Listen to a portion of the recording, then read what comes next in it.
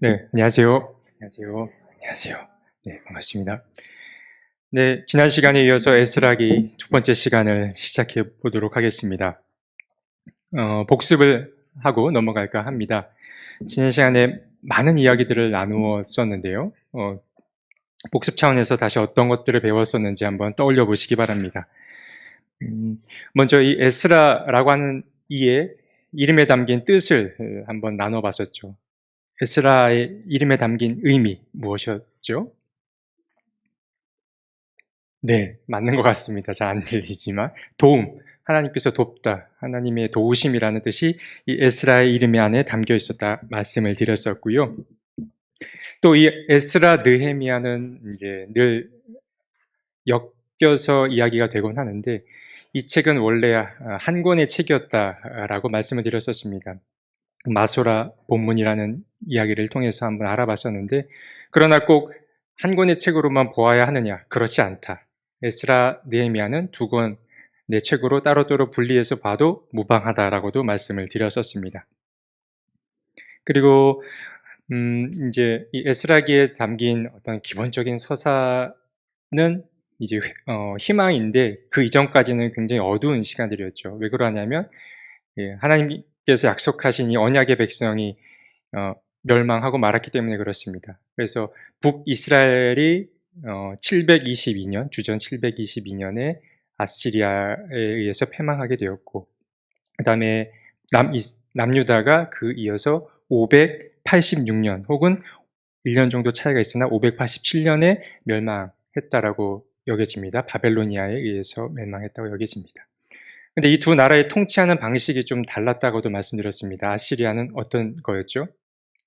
자신들이 지배한 나라, 민족이 있으면 여기 있던 민족을 저기 먼 곳으로 보내기도 하고 저기에 살고 있던 민족을 다시 이 점령한 지역에 데려오기도 하고 원래 페르시아의 민족이었던 사람들과 또 이렇게 섞기도 하는 그렇게 함으로써 어떤 근본과 뿌리를 좀 없애려고 했던 게 아시리아의 정책이었다면 바벨로니아는 그와는 좀 달랐다.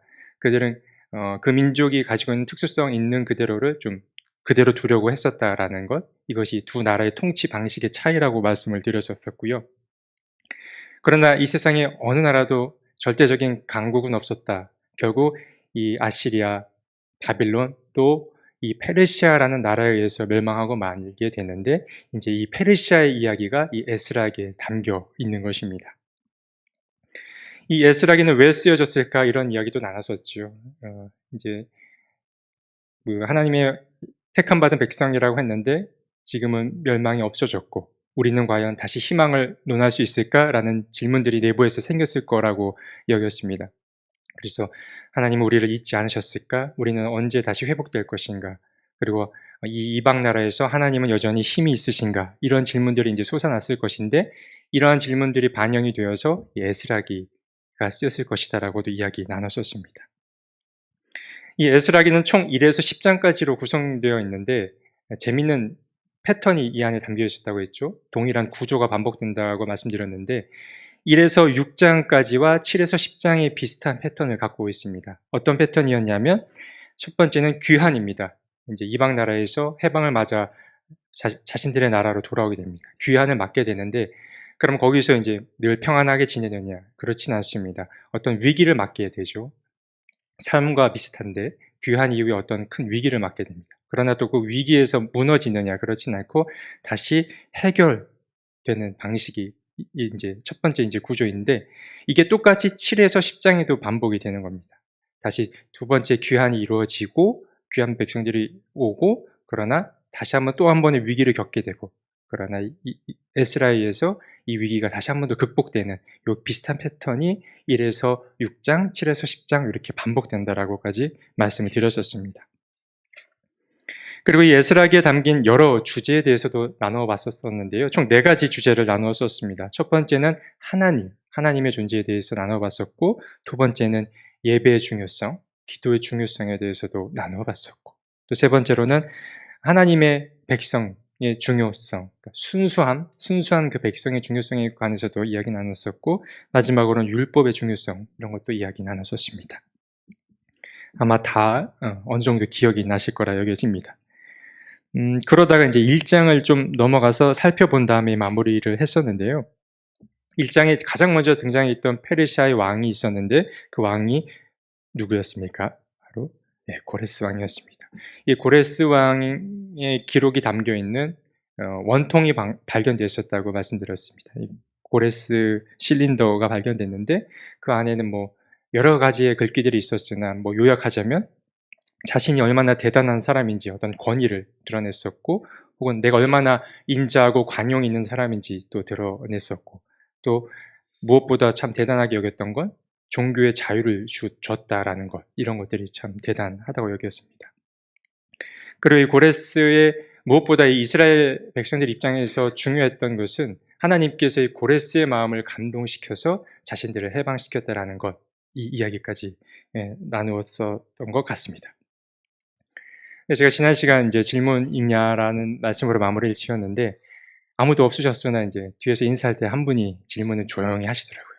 우리 박재현 집사님께서 이 고레스라고 하는 이 양반은 도대체 어떤 성장 과정을 거쳤기에 이렇게 인자하고, 물론 자기 자랑도 꽤 있었지만 이렇게 성품이 좋은지는 잘 모르겠으나 어떻게 이런 통치를 갖게 됐을까 물어보시는 거예요. 그래서 잘 모르겠다고, 그의 유년기 시절까지는 제가 잘 모르겠다 말씀드렸는데 이후에 대충 좀 찾아봤습니다. 재밌는 에피소드가 있더라고요.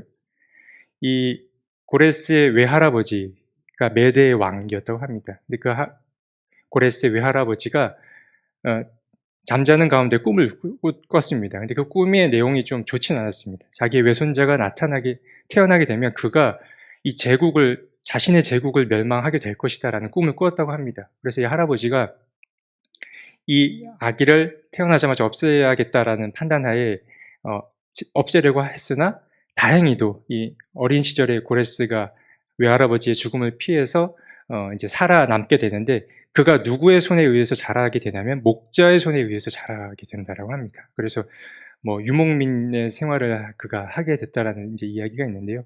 결국은 돌고 돌아서 이제 자신이 이제 페르시아의 왕 후임자로 올라서게 되고 정말 그 올라선 이후에 그 외할아버지가 다스렸던 그 나라 메대라는 나라를 결국은 이제 무너뜨리게 되는 그런 이야기가 이제 하나의 설로 있었습니다.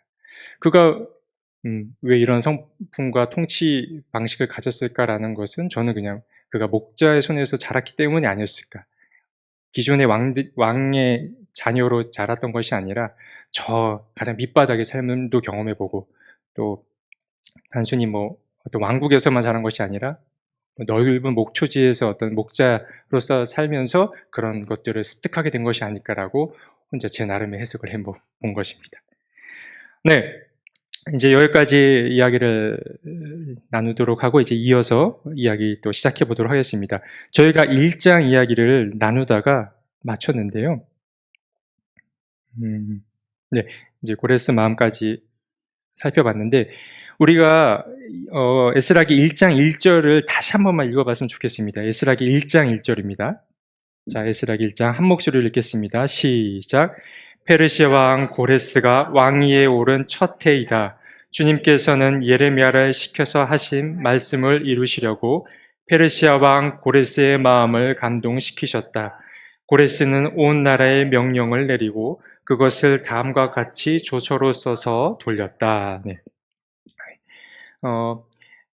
이 1절에서 중요했던 게 고레스의 마음이 감동됐다라는 것이었고, 두 번째로 하나님께서 예레미야를 시켜서 하신 말씀을 이루시려고 그의 마음을 감동시켰다라는 대목이 나옵니다. 그래서 하나님께서는 이 예레미야에게 어떤 말씀을 하셨는지를 좀 살펴보고자 하는데요. 이 대목을 이제 통해서 하나님께서 이스라엘 백성들을 향해 어떤 마음을 품으셨는지가 조금 드러납니다. 몇 군데를 이제 읽어드릴까 하는데 첫 번째 구절은 앞에 같이 읽도록 적어놨습니다. 예레미야서 25장 11에서 13절인데요. 혹시 이게 보이시는 분들은 저와 함께 읽어보면 좋을 것 같습니다. 예레미야서 25장의 말씀입니다. 시작. 이 땅은 깡그리 끔찍한 폐허가 되고 이 땅에 살던 민족은 70년 동안 바벨로니아 왕을 섬길 것이다. 이렇게 70년이란 기한이 다 차면 내가 바벨로니아 왕과 그 민족과 바벨로니아 땅의 죄를 벌하며 그곳을 영원한 황무지로 만들어 버리겠다. 나 주의 말이다. 내가 그 땅을 치겠다고 한 나의 모든 약속을 실천할 터이니 이는 뭇 민중이 받게 될 벌을 예레미야가 예언한 대로 이 책에 모두 기록된 대로 성취하는 것이다. 아멘. 여기서 좀 눈에 띄는 그 기한이 좀 있습니다. 70년 동안이라는 기한이 이제 좀 눈에 띄는데, 사실 이 예레미야라고 하는 예언자는 고레스의 칙령이 있기 훨씬 전에 활동했던 예언자라고 알려져 있습니다. 고레스의 칙령이 발표되기 전에 살던 사람이에요. 근데 이 예레미야가 앞으로 있게 될 그 일을 예측을 한 것이라 할 수 있습니다. 예레미야는 70년 후에 이제 이방 민족이 멸망할 것이다라고 예언을 한 것이죠. 물론 어떤 학자들은 이 예레미야서가 이제 바벨로니아가 멸망하고 나서 기록됐을 것이다라는 학자들의 설도 있으나, 아무튼 그거는 참고상으로 알고 계시면 좋을 것 같고요. 어쨌든 이 예레미야 이 당사자는 70년 이후에 바벨로니아가 멸망할 것을 여기 이 본문은 이제 이야기하고 있다는 것입니다.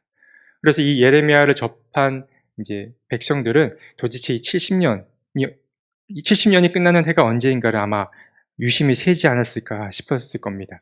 그런데 정말 세월이 흐르고 바벨로니아가 멸망한 소식을 듣게 됐을 때 이스라엘 백성들은 엄청 소름이 돋지 않았을까 여겨지는 것입니다.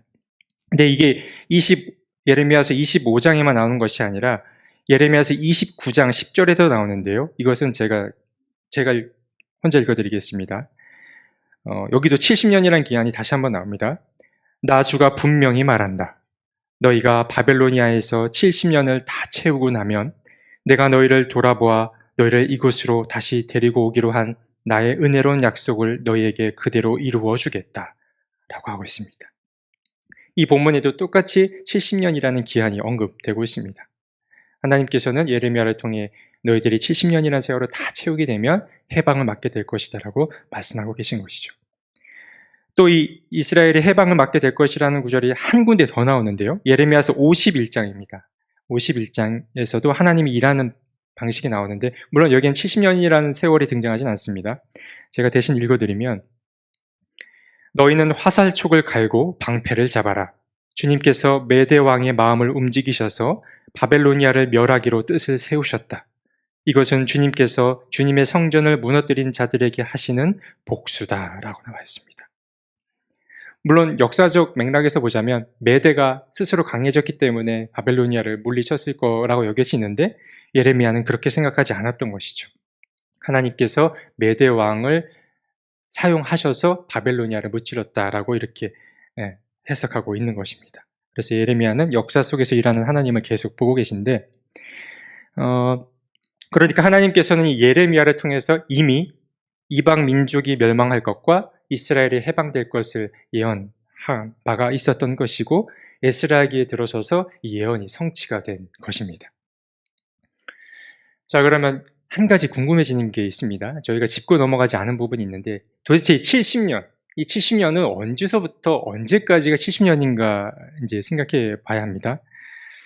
근데 이 70년을 두고 참 사람들이 말이 참 많습니다. 왜 그러냐면 사실 잘 맞아떨어지는 70년이 없던 것입니다. 이런저런 연도를 넣어보고 뺄셈 덧셈을 해봐도 잘 떨어지지 않았는데, 그러나 한 가지가 묘하게 떨어지는 계산법이 하나 있었다고 합니다.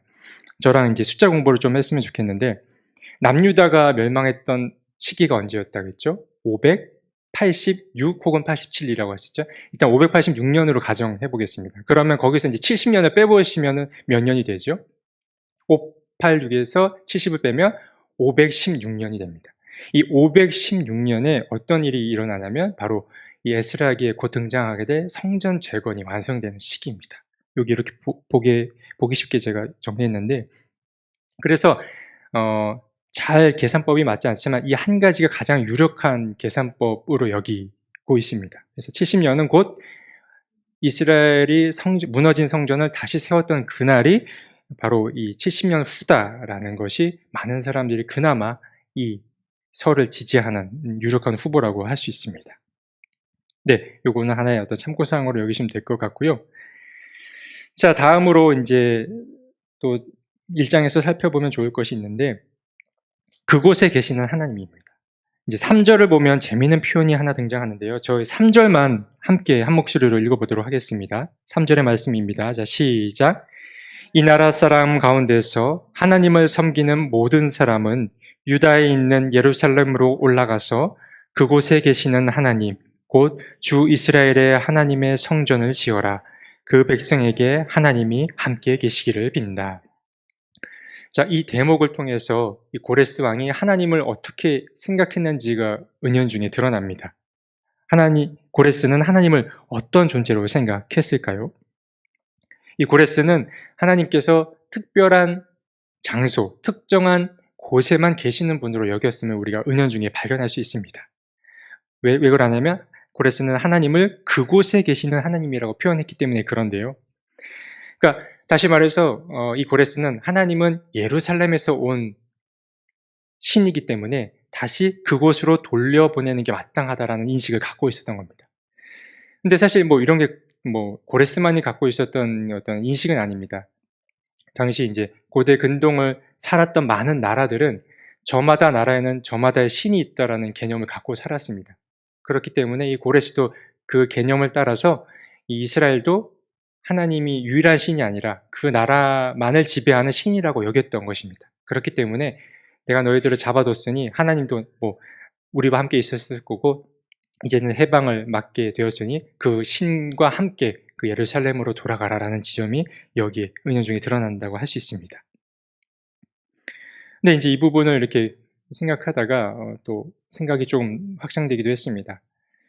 사실 이러한 생각이 고레스 개인의 생각이기만 할까라는 생각을 하게 된 겁니다. 사실 우리도 은연중에 하나님은 특정한 장소, 특정한 곳에만 계시는 분으로 인식할 수 있기 때문에 그렇습니다. 여러분들은 어떠신지 모르겠습니다. 하나님이 우리 교회 안에만 계신다라고 여길 수도 있고 또 하나님은 대한민국에만 계신다라고 여길 수 있는데 우리도 잘 살펴보면 어찌 보면은 고레스 왕과 크게 다르지 않은 개념을 갖고 살 수도 있다라는 것입니다. 그러나 하나님은 어떤 특별한 장소나 공간에 구애받지 않는 분임을 우리는 또 명심할 필요가 있습니다. 왜 저희가 교회 학교에서 하나님은 어떤 분이냐라는 하나님의 특징들을 막 배울 때 임마누엘의 하나님, 치료, 라파의 하나님, 기타 등등을 배울 때 또 무소부재의 하나님에 대해서도 언급하지 않습니까? 하나님은 있지 아니한 곳이 없다라는 것. 하나님은 어느 곳에 있다라는 게 이제 무소부재의 하나님. 이제 교회학교 시절에 이제 저도 배웠던 기억이 나는데 바로 이러한 개념을 우리도 가질 필요가 있는 겁니다. 하나님은 어디에나 계시는 분임을 기억했으면 좋겠는데 아무튼 중요한 것은 이 고레스는 하나님이 특정한 장소와 공간에 머무는 신으로 여겼다라는 점입니다. 자, 다음입니다. 고레스 왕의 왕의 믿음을 좀 살펴보면 좋겠는데 우리가 고레스의 칙령을 다 읽진 않았습니다만 이렇게 쭉 살펴보다 보면 이런 생각을 하게 될 수도 있습니다. 야, 이 고레스의 믿음이 우리의 믿음보다 어찌 보면 낫다. 하나님을 믿는 믿음이 보통이 아니었구나라는 생각을 할 수 있습니다. 왜 그러냐면 2절에 이런 표현이 나왔습니다. 본인이 스스로 고백합니다. 하늘의 주 하나님이 나에게 이 땅에 있는 모든 나라를 다스리게 하셨다. 엄청난 신앙 고백입니다. 3절에는 또 이렇게 나옵니다. 그 백성에게 하나님이 함께 계시기를 빈다. 이거는 마치 제사장이 할 법한 축복의 메시지처럼 여겨지기도 합니다.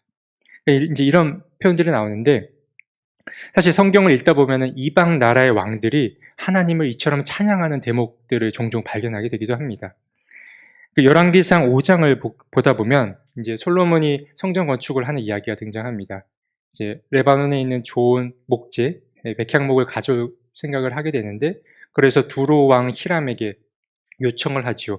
나에게 좀 목재를 달라. 그때 이제 히람이 어떤 식으로 솔로몬에게 응답을 하냐면 이렇게 이제 하나님을 찬양합니다.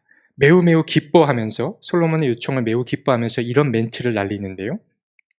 오늘 다윗에게 이 큰 백성을 다스릴 지혜로운 아들을 주신 주님께 찬양을 드리자라고 또 크게 또 기쁨 가운데 이런 이야기를 합니다.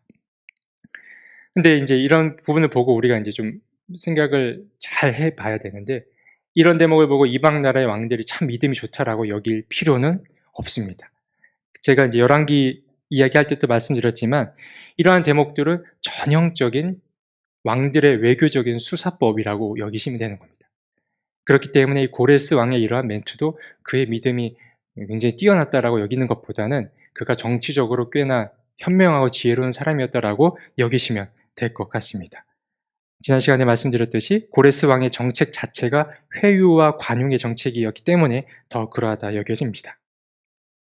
네, 이제 1장의 다른 부분은 읽지 않고요. 쭉 넘어가면 이제 포로된 자들이 고향으로 이제 돌아오는 장면이 이어서 등장하고 고레스 왕이 돌아가는 그들에게 빈손으로 보내는 것이 아니라 이제 보물도 보내주고 성물도 보내주고 물자까지 챙겨서 그들 나라로 돌아가게 만든 이야기가 뒤에 등장합니다. 1장은 이제 마무리하면서 1장에서 좀 기억했으면 좋을 법한 것들을 4가지 준비해봤습니다. 1장이 주는 교훈에는 뭐가 있을까 있는데 첫 번째는 역사의 주인입니다. 하나님께서 우리의 역사를 주관하신다라는 것이 이 에스라기 1장에 담겨 있었습니다. 하나님께서 고레스의 마음을 감동시키셨고 또 예레미야에게 그 옛날 했던 예언의 말씀을 에스라기를 통해서 성취되었다라는 것. 하나님은 지금도 이 땅 위에 역사하고 계신다라는 것을 우리는 발견할 수 있었고, 두 번째는 이스라엘의 회복입니다. 그들의 죄악 때문에 벌어진 것 같았지만 하나님께서는 다시 이스라엘을 회복하시는 것이죠. 그렇기 때문에 회복시키시는 하나님, 이스라엘의 회복이 두 번째 1장에 담긴 메시지라 여겨지고, 세 번째는 예언의 성취입니다. 말씀드린 대로 예레미야와 같은 예언자들 혹은 믿음의 선조들에게 했던 그 이야기를 이제 성취하신 것이죠. 예언의 성취가 담겨 있었고, 마지막 네 번째는 새로운 출발입니다. 새로운 출애굽 세대가 열렸다라고 우리는 생각할 수 있습니다. 남유다가 해방을 맞이므로 새로운 출발의 신호탄이 쏘아진 것이 바로 이 1장에 담긴 메시지라고 할 수 있습니다. 네, 다음은 에스라기 2장입니다. 에스라기 2장이 굉장히 재미있습니다. 저는 이렇게 표현해보고자 하는데요. 에스라기 2장을 읽다 보면 우리 하나님께서 문과 출신인지 이과 출신인지가 드러납니다. 누가 봐도 하나님은 이과 출신임이 드러나는데요. 숫자가 굉장히 많이 드러납니다. 굳이 이 정도까지 기록해야 했을까 싶을 정도로 백성들의 명단과 숫자가 등장합니다. 그러니까 정리하자면 이 에스라기 2장에는 유배지에서 돌아온 백성들의 리스트가, 명단이 처음부터 끝까지 쫙 담겨 있습니다. 자, 이걸 읽어봐야 될까요? 안 읽어봐야 될까요? 과감히 패스하겠습니다. 제가 다루고자 하는 것들만 읽어드릴까 하는데요. 첫 번째입니다.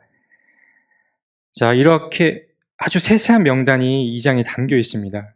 근데 왜 이 귀환한 자들의 명단을 작성했을까를 이제 추측해 봐야 하는데 5가지 정도로 추측이 가능해 보입니다. 첫 번째입니다. 왜 이 저자는 이 귀찮은 명단을 다 이렇게 기록했을까? 첫 번째는 연계성입니다. 과거와의 연계성을 드러내기 위해서 이렇게 기록했다는 것입니다. 포로기 이전에 있었던 사람들, 포로기 이전을 살았던 그 시절의 사람들의 이름을 다시 한번 언급함으로써 지금 이 에스라기가 쓰여졌던 이 시대가 과거로부터 이어오는 그런 연계성이 있는 시대다라는 것을 이 명단을 통해서 드러내지 않았을까 싶은 것이고요. 두 번째는 이제 3장을 다룰 때 다시 이야기 되겠습니다만 성전을 짓는 사람들의 이름을 미리 언급했다라고도 여겨질 수 있습니다. 3장에 가면은 여러 성전을 건축한 사람들의 이제 카테고리가 쫙 등장하는데 그들을 미리 알려준 것이라고도 여겨질 수 있고요. 세 번째는 귀환한 자들이 순수한 혈통의 사람들이다라는 것을 또 드러내기 위해서 이 명단을 하지 않았을까 여겨지는 겁니다. 그 외에 이제 서론에서 다뤘을 때 이 사람들을 쭉 데려온 사람들을 줄을 세워서 이 사람들의 출처가 어딘지, 이 사람들의 어떤 근본이 어딘지를 쫙 이제 보게 됐었는데, 어쨌든 이 사람들이 정말 그 이스라엘 백성들의 입장에서 보자면 순수한 오리지널 사람들이다라는 것을 드러내기 위해서 이 명단을 기록했을 거라 여겨지고요. 네 번째는 이들이 다시 귀환하고 성전을 지은 것이 역사적으로 실제로 일어났던 일이다라는 것을 드러내기 위해서 이러한 실제 이름들 거론을 해가면서 이 명단을 작성하지 않았을까라는 것이고, 마지막으로는 희생과 헌신한 사람들에 대한 어떤 그들을 기리는 차원에서 이 명단을 또 쓰지 않았을까 여겨지는 겁니다. 그들이 조금 있으면 다시 다루겠지만 긴 길을 또 위험한 길을 마다하지 않고 이곳까지 돌아오고 그곳에서 그냥 정착해서 자기들만 잘 먹고 산 것이 아니라 하나님의 성전을 재건했던 그들의 희생과 헌신 이런 것들을 기리기 위해서 명단을 작성하지 않았을까 이제 저자의 의도로 이렇게 추측해 보는 것입니다. 요 아주 보시기 쉽게 제가 이 2장의 카테고리를 잘 요약해 봤습니다. 2장은 1에서 67절까지 나와 있습니다. 근데 이제 총 하나, 둘, 셋, 넷, 다섯, 여섯, 7개로 이제 묶일 수가 있는데요, 명단이. 첫 번째는 2장 1에서 2절까지는 이스라엘의 지도자들의 명단이 등장합니다. 지도자들의 명단이 등장하고요. 그 다음 이어서는 꽤 긴 명단이 등장하는데 3절에서 35절까지는 그 가족과 관련된 이름들 혹은 장소와 관련된 지명과 관련된 사람들의 이름들, 일반 백성들이 쭉 언급이 됩니다. 그리고 36절에서 39절까지는 첫 번째 성전 사역자들, 제사장들의 이름들이 쫙 거론됩니다. 그들의 이름과 수가 거론이 되는데 한 4,000명 정도 제사장들이 돌아왔습니다. 4,000여 명 정도가 돌아왔고요. 그 다음에 또 성전 사역자 두 번째 카테고리는 레위인들입니다. 레위인들이 40에서 42절 정도 거기에 등장하는데 돌아온 인원의 수는 한 340명 정도, 341명 정도가 돌아오게 됩니다. 제사장 레위인이 이렇게 등장을 하고요. 그리고 다음으로는 막 일꾼, 성전 막 일꾼이라고 등장하는데 히브리어로 느디님이라고 합니다. 성전에서 일하는 종들의 명단이 등장하는데 43에서 58절에서 등장하는 이 인원은 한 390여 명 정도가 돌아옵니다. 성전 막 일꾼이 등장하고요. 다음으로는 59에서 63절은 가문이 딱히 밝혀지지 않은 사람들의 명단이 추가로 등장합니다. 이들의 인원의 수는 한 650명 정도가 됩니다. 그리고 마지막으로 이들을 총 통틀어서 귀환한 백성들의 회중의 수가 등장하는데 64에서 67 이렇게 등장합니다. 이렇게 보니까 간단해 보이시죠? 네, 어려운 구절이 아니었습니다. 자, 근데 여기서 또 짚고 넘어갈 부분들이 몇 가지가 있습니다. 이 귀향한 자들의 명단에서 짚고 넘어갈 부분들이 있는데요. 첫 번째입니다. 잡혀갔던 포로의 수, 그리고 귀환해서 해방되어 돌아온 그 백성들의 수, 이거를 좀 알아보고 싶고요. 또 그들이 어느 정도의 거리를 마다하지 않고 돌아왔을까도 한번 생각해 보는 겁니다. 페르시아의 포로로 잡혀갔던 사람들의 백성의 수가 대략 200만에서 300만 정도가 됐다고 합니다. 포로로 잡혀갔던 인원이 200에서 300만 정도가 되는데 그러면 몇 명 정도가 돌아왔을까? 얼마 안 됩니다. 4만여 명. 정확히 말해서 42,360명. 제가 지은 거 아닙니다. 여기 그대로 나옵니다. 4만여 명만 돌아오게 됩니다. 그러니까 이건 뭐 10분의 1도 아니고 훨씬 못 미치는 인원이 돌아온 것입니다. 그렇기 때문에 이 귀환한 인원이 이처럼 적었기 때문에 돌아온 한 사람 한 사람은 매우 귀했을 것이다라고 여겨지는 것입니다. 근데 여기에 더해서 이 사람들이 얼마나 긴 거리를 걸어서 돌아왔을까 여겨지는데 한 1,500km 정도를 걸어서 왔을 것이다라고 여겨집니다. 이 길은 무역상들이 다녔던 길로 왔을 때를 가정했을 때가입니다. 1,500km면은 저희가 서울에서 부산까지가 대략 400km 정도로 여긴다면 왕복이 800, 뭐 3-4번은 더 왔다 갔다 해야 될 거리를 이들이 걸어서 왔을 것이다라는 것입니다. 이 거리가 어마어마한 거리라고 할 수 있는데 그러니까 이 4만 명이라는 수는 여러 가지로 생각해 봐도 참 귀한 사람들일 수밖에 없다라는 것입니다. 이들 가운데 살펴볼 만한 사람들의 이름이 4명이 있습니다. 두 번째 적어놨는데 스룹바벨, 예수와 느헤미야, 모르드게입니다.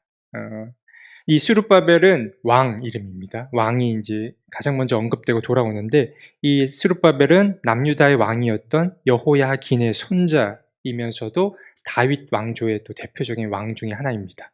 이 스룹바벨 뜻은 바벨이 나았다라는 뜻을 담고 있는데 이 스룹바벨이 이렇게 또 등장하고요. 다음은 예수아입니다.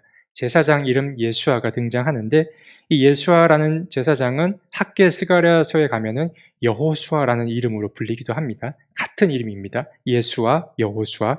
라는 제사장이 또 등장하고, 요게 좀 재밌는데 느헤미야가 여기서 등장합니다. 느헤미야는 사실 이때 돌아오지 않습니다. 그러면 뭐냐? 학자들은 동명이인으로 여기는 겁니다. 우리가 나중에 배우게 될 그 느헤미야가 아니라 이름만 같은 느헤미야일 것이다라고 여기는 것이고요. 그리고 다음으로는 모르드게인데, 이 모르드게도 그 동명이인으로 여겨집니다. 이 모르드게는 어디서 여러분들께서 들어보셨습니까? 네, 에스더. 에스더에서 보면은 이 에스더의 사촌 오빠로 등장하는데, 근데 그 사촌 오빠가 또 이 모르드게는 아닙니다. 이름만 같은 인물이 여기서도 등장한다라는 걸 상식으로 좀 알고 계시면 좋을 것 같은데, 이처럼 유명 인사와 어떤 동일한 평범한 사람의 이름이 종종 겹치기도 했다라는 것을 이 본문을 통해서도 우리는 알 수 있습니다. 그리고 세 번째입니다. 근데 이 에스라기와 이제 앞으로 배우게 될 느헤미야기에 나온 지도자들의 이름이 좀 차이가 있는데요. 에스라기 2장 2절에 보면은 지도자들의 이름의 수가 총 11명이 등장합니다. 뭐 세어보지 않으셔도 되는데 11명의 지도자들의 이름이 등장하는데, 이 이름이 느헤미야서 7장 7절에 보면은 동일하게 등장하는데 한 명이 차이가 납니다. 여기에는 총 12명이 등장하는데 나하마니라는 이름이 추가가 됩니다. 한 명의 차이가 나는데 왜 차이가 날까 이제 그냥 추측해 보는 건데, 이 느헤미야를 기록했던 느헤미야서의 저자는 아무래도 12라는 숫자를 중요하게 여겼던 것 같습니다. 잘 아시겠지만 성경에서 12라는 숫자는 매우 중요한 숫자 가운데 하나입니다. 완전수라고도 여길 수 있는 숫자인데, 예수의 제자도 12명이었고 또 지파도 12지파였고, 또 사사 가운데 죄를 저질렀던 일을 하나 빼면은 또 사사도 12명 이렇게 이제 수를 셀 수도 있는 건데, 이 12를 아무래도 느헤미야서의 저자는 중요하게 여겼기 때문에 한 명의 지도자를 더 넣어서 12명으로 하지 않았을까 추측해 보는 것입니다. 자, 그리고 마지막 4번입니다. 이 에스라기와 느헤미야기를 이제 이렇게 비교해서 앞으로도 계속 보게 될 텐데, 귀환한 전체 수가 좀 차이가 납니다. 뭐가 어디에서 차이가 나냐면, 에스라기 2장과 느헤미야기 7장은 그들이 이제 기록한 수는 동일합니다. 42,360명이 돌아왔다라고 기록은 정확히 해놓습니다. 에스라, 느헤미야 똑같이 42,000명을 기록해놔요. 근데 실제로 느헤미야에 넘어가서 보면은 이 백성들의 수를 다 이렇게 세어보면은 그 42,000명이 나오지 않는 겁니다. 정확히 29,818명이 나오는데 차이가 크죠. 42,000명에서 29,000명이 된 겁니다. 그래서 왜 여기 한 12,000명 정도? 12,500명 정도가 차이가 날까라는 이제 의심을 해볼 수가 있는데, 학자들은 여기 느헤미야서가 이제 기록을 할 때 어린 아이들이라든가 또 여성들, 그리고 또 북이스라엘의 지파 사람들은 그냥 열애를 시켰기 때문에 그랬을 것이다라고 추측을 하는 겁니다. 보다 보면은 이 에스라 느헤미야기의 실제적인 숫자가 귀환한 백성의 숫자가 다를 수 있는데 이럴 수 있다는 것. 저자가 선택적으로 사람들을 골라서 기록해 놨을 수 있다는 것들을 좀 가정하고 보시면 좋을 것 같습니다. 네, 2장은 쉽게 빨리빨리 넘어갑니다. 읽지 않아서. 2장을 마무리하면서 좀 어떤 점이 우리에게 또 교훈을 주는지 살펴보면 좋겠는데요. 첫 번째, 이 에스라기 2장은 명단이 쭉 나열되었기 때문에 꽤 지루한 장이라 여겨질 수 있습니다. 하지만 이 명단을 보다 보면 우리는 또 하나의 출애굽을 상상해 볼 수 있게 되는 것이지요. 이스라엘 민족이 멀고 먼 길을 돌아서 다시 자신들의 땅으로 돌아왔기 때문에 그러합니다. 근데 이제 안타까운 점도 있습니다. 이렇게 적은 무리가 돌아오는 것을 보면서 두 가지 생각을 하게 되는데, 첫 번째는 그 이방 땅에 이제 노예로 잡혀가서 얼마나 고생을 했을까. 그러나 그들은 결국 그곳에서 생을 마감하고 대다수의 사람들은 고국으로 돌아오지 못했다라는 것을 생각하면 확실히 좀 안타깝고 애잔한 마음이 드는 것이 첫 번째이고요. 그러나 두 번째로도 들 수 있는 생각은, 하나님께서는 다수의 사람들을 통해서 일하는 것은 아니다. 하나님께서는 선택하신 소수의 사람들을 통해서도 그분의 일을 충분히 하신다라는 것을 우리는 또한 생각해 볼 수 있는 것입니다. 그렇게 하나님의 역사는 잠깐 멈춘 것 같아 보일지라도 우리 눈에 보이지 않게 계속 진행되고 있다는 것, 이것을 우리가 기억할 필요가 있다라고 여겨집니다. 네, 3장입니다. 오늘 꽤 많이 넘어갑니다. 3장인데요. 3장에 넘어오면은 에스라기 2장의 결론이었던 이제 귀환한 백성들이 이제 정착하는 이야기가 나옵니다. 이제 돌아와서 이제 정착을 하게 되는데, 정착한 백성들이 가장 먼저 무엇을 했었냐면 바로 성전을 뚝딱뚝딱 지은 것은 아니고 가장 먼저 제단을 쌓고 하나님 앞에 예배를 드립니다. 이제 그 이야기가 가장 먼저 들어 있고요. 이제 그 제단을 쌓고 난 이후에 실질적인 성전 건축에 들어가게 됩니다. 네, 3장에서 다루면 좋을 이야기 뭐가 있을까 살펴보기 앞서 이 3장부터는 본문을 쭉 좀 읽어보도록 하겠습니다. 3장 1에서 7절까지의 말씀을 교독하겠습니다. 저와 함께 3장 1에서 7절입니다. 제가 먼저 읽겠습니다. 이스라엘 자손은 여러 마을에 흩어져서 자리를 잡은 지 7째 달이 되었을 때에 일제히 예루살렘으로 모였다.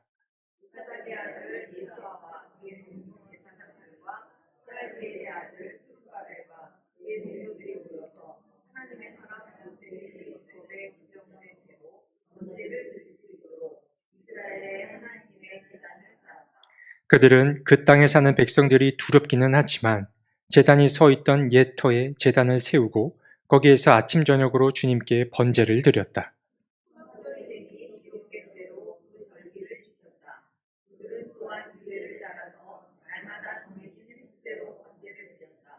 그런 다음부터 그들은 늘 드리는 번제 외에도 초하루 제사 때와 거룩하게 지켜야 하는 주님의 모든 절기를 맞이할 때와 주님께 자원 예물을 바칠 때마다 번제를 드렸다.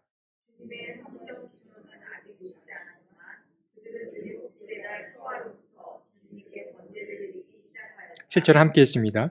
백성은 석수와 목수에게는 삭슬 주어서 일을 시키고 시돈 사람과 두롯 사람에게는 먹을 것과 마실 것과 기름을 주어서 페르시아 왕 고레스가 그들에게 허락한 대로 레바논에서 백향목을 베어 바닷길로 요바까지 뛰어보내게 하였다. 첫 번째 살펴볼 것은 일곱째 달입니다. 왜 그들은 일곱째 달에 모여서 예배를 드렸을까입니다. 성경을 이제 깊이 보신 분들은 일곱째 달이 가지고 있는 의미를 이미 알고 계실 텐데요. 일곱째 달은 유대 달력으로 보았을 때 1년 중에 가장 절정을 이루는 달이라고 할 수 있습니다. 일곱째 달이 그런데 그렇기 때문에 일곱째 달에는 그 참 종교 행사가 많은 달이라고도 할 수 있습니다. 이 참고로 일곱째 달은 저희 현대 달력, 태양력으로 보자면 가을인 9에서 10월 정도 됩니다. 7월이 아니라요. 9에서 10월 정도 되는 게 이들이 말하는 일곱째 달인데요. 말씀드린 대로 가장 절정을 이루는 달이기 때문에 이때는 참 많은 행사들이 있었습니다. 어떤 행사들이 있었냐? 앞에 기록된 대로 초막절, 칠칠절, 대속절 등이 이때 이루어졌습니다. 이 초막절이라고 하는 것은 잘 아실 겁니다. 이스라엘의 3대 절기 가운데 하나인데 출애굽해 주신, 해방을 맡게 해주신 하나님에 대한 감사의 마음을 이 초막절에 담아서 이제 기념을 했었었고요. 칠칠절은 오순절이라고도 부르죠. 이 또한 이스라엘의 3대 절기 가운데 하나인데 이 칠칠절은 시내산에서 맺었던 하나님과의 그 언약을 기억하는 게 이 칠칠절입니다. 대속죄일은 히브리어로 욤키푸르라고도 하죠. 이 자신들의 죄를 고백하는 그 대속죄일을 이 7번째 달에 지키기도 했던 것입니다. 근데 이 7번째 달을 히브리어로 좀 달리 표현을 할 수 있는데요. 성경에도 나와 있습니다만 히브리어로 이 7번째 달을 티스리월 혹은 달리 말해서 디슬리월이라고도 부릅니다. 티슬리월, 월은 진짜 월을 말하는 거, 티슬리월 혹은 디슬리 혹은 티슬리 발음상의 차이인데 그렇게 부르기도 합니다. 그리고 7번째 달을 또 다른 히브리어로 표현이 가능한데요. 들어본 적 있으실 겁니다. 로시 하샤냐, 하샤나, 로시 하샤나입니다. 로시, 여기서 이제 히브리어 공부를 좀 하고 넘어가겠습니다. 로시는 머리를 뜻합니다. 우리가 지금 있는 이 머리를 뜻하고요. 하는 정관사입니다. 더, 이런 영어에서 말하는 정관사, 로시 하는 더고요. 샤나는 해 혹은 연을 가리킵니다. 그러니까 정리하자면 그 해의 머리라는 뜻이 로시 하샤나라는 말에 담겨 있는 것입니다. 여러분들 히브리어 좋은 거 또 하나 배우셨습니다. 어디 가서 자랑하실 수 있습니다. 어쨌든 이 7번째 달이 히브리어로 티스리월 혹은 로시 하샤나라고도 이제 표현이 가능한데 어쨌든 중요한 것은 귀환한 백성들이 이 새해, 이때가 바로 새해 첫날이죠, 이들한테는. 이 새해 첫날에 종교적인 어떤 많은 행사들을 거행했던 것입니다. 그렇기 때문에 여기 일곱 번째 달이 중요한 의미인 거죠, 유대인들에게 있어서는. 그것을 말씀드리려고 했고요. 두 번째입니다. 3절에서 이제 번제를 드릴 때 이런 표현이 등장하죠. 이스라엘 민족이 그 땅에 사는 백성들을 두려워한다라는 것이 이제 은연 중에 드러납니다. 사실 이제 백성들을 두려워했다라는 이야기는 앞으로 다루게 될 4장에 나오는 이야기이긴 합니다. 근데 우리가 또 미리 이 이야기를 좀 다뤄보자면은, 이 예루살렘에는 이들이 들어와서 제사를 지내고 제단을 쌓는 것을 싫어하는 사람들이 있었습니다. 분명히 있을 것이죠. 왜냐하면 그곳에는 이미 다른 여러 사람들이 들어와서 살고 있었기 때문에 그러합니다. 이 에스라기 4장 1절에 보면은 이들을 유다와 베냐민의 대적자들이라고 표현되기도 하는데, 이 사람들은 곧 사마리아에 거주했던 사마리아 사람들이라고 할 수 있습니다. 에스라기의 저자나 사실 우리도 이 사마리아 사람들 하면 보통 부정적인 이미지부터 떠오릅니다. 그 사람들은 뭔가 좋지 않은 사람들로 여기게 되는데, 물론 실제로 이 사마리아 사람들이 이스라엘 사람들이 예배를 드리거나 성전 건축하는 것을 실제로 했기 때문에 이들을 좀 나쁘게 볼 수도 있습니다만, 저는 문득 그런 생각이 들더라고요. 이 사마리아 사람들, 그러니까 다시 돌아와서 제단을 쌓는 이 이스라엘 백성들을 미워할 만한 그들만의 이유도 있었을 것이다라는 생각을 좀 꼬아서 생각해 보게 되는 것입니다. 사실 이제 복음이 가진 이면을 우리가 늘 좀 생각해 봐야 하는 것 같은데요. 우리는 이제 첫째, 복음을 담대히 전할 필요가 있죠. 우리가 믿는 하나님, 우리가 나누고자 하는 그런 예수 그리스도를 담대히 전할 필요가 있습니다. 마태복음의 마지막 장에도 보면 예수께서 지상 명령으로 우리에게 그러한 일을 이제 시키기도 하셨기 때문에 그러합니다. 그렇기 때문에 우리는 1차적으로 내가 가지고 있는 이 복음을 담대히 전할 필요가 있는데, 두 번째로 이제 이 부분을 더 강조하고 싶은데, 담대히 복음을 전한다고 해서 신중하지 말아야 되는 것은 아닙니다. 두 번째로 말씀드리고 싶은 것은 신중하게 전하는 복음입니다. 아마 이런 용어를 들어보신 분들 계실 겁니다. 토착화 신학이라는 것이 있습니다. 저희 신학교 들어가면 처음부터 배우게 되는데, 이 토착화 신학이라고 하는 것은 뭐냐면, 사실 이 기독교라고 하는 것이 우리 이민족의 종교는 아니지 않습니까? 서양 종교를 이제 받아들이게 되는데, 이 토착화 신학이라고 하는 것은 서구 중심의 이 신앙을 이 한국의 정서에 맞게 받아들이려는 하나의 노력인 겁니다. 토착화 신학이라는 것은. 그래서 불교라든가 뭐 무교라든가 무속신앙이라든가 유교와 같은 것들을 잘 기독교 안에서 해석하려고 하는 노력이 바로 이 토착화 신학이 하는 노력이라고 할 수 있는데, 그렇게 저는 이 신학을 신중히 접근하는 신학이라고 저는 생각하는 것입니다. 근데 이 복음이라는 것도 사실 담대히 전해야 할 필요도 있지만 이처럼 신중하게 접근해야 될 필요도 있는 것이죠. 전혀 아무 생각이 없는 사람에게 다가가서 내 말이 옳아, 이것은 진리니까 이걸 믿어야 돼 라고 해서 믿는 게 쉽지 않지 않습니까? 부모 자녀 관계에 있어서 특히 이제 그런 일들을 많이 경험할 텐데, 제가 봤을 때는 귀한한 사람들, 귀한 자들이 이 부분을 놓쳤던 건 아닌가라는 생각을 해보는 겁니다. 혼자 이제 하나님이 이 해석을 듣고 노하실지 모르겠으나 저는 이제 이런 꼬아서 생각도 해보는 것인데, 귀한 자들은 그 땅에 이미 살고 있었던 거주민들의 상황을 전혀 고려하지 않고 너무 자신들에게 몰입해 있었던 건 아닐까라는 생각을 해보게 되는 것입니다. 그래서 아무튼 그 땅에 사는 백성들을 두려워한다, 이 이야기를 가지고 나누다가 이제 이 말씀 드린 건데, 딱 한 가지만 더 나누고 말씀을 마치겠습니다. 3장 7절을 보면은 이런 이야기가 나옵니다. 제가 3장 7절만 다시 한번 읽어드릴까 하는데요. 백성은 석수와 목수에게는 삭슬 주어서 일을 시키고 시돈 사람과 두름 사람에게는 먹을 것과 마실 것과 기름을 주어서 페르시아 왕 고레스가 그들에게 허락한 대로 레바논에서 백향목을 베어 바닷길로 요바까지 띄워보내게 하였다라고 했습니다. 이미 말씀드렸듯이 귀환한 백성들은 7번째 달에 하나님께 예배를 드렸습니다. 번제를 드렸죠. 그리고 나서 이 예배를 마침과 동시에 이제 성전 건축에 돌입하게 됩니다. 그래서 석수 혹은 목수들을 돈을 주고 사오기 시작하고요. 또 시돈 사람, 두로 사람들에게 먹을 것과 마실 것을 주면서 그들에게 이제 백향목을 좀 가져다 달라고 이야기하곤 합니다. 근데 우리는 여기서 이미 언급되고 있는 인물들, 표현들을 보면 낯설지가 않습니다. 좀 익숙해요. 여러분들은 가장 먼저 뭐가 떠오릅니까? 바로 쉽게 솔로몬의 성전 지을 때를 생각해 볼 수 있는 것입니다. 이 두로, 시돈, 백향목은 솔로몬의 성전을 떠올리게 하는데, 열왕기상 5장을 보면은 솔로몬이 이제 히람에게 성전 건축에 쓸 좀 백향목을 보내달라고 요청을 하지요.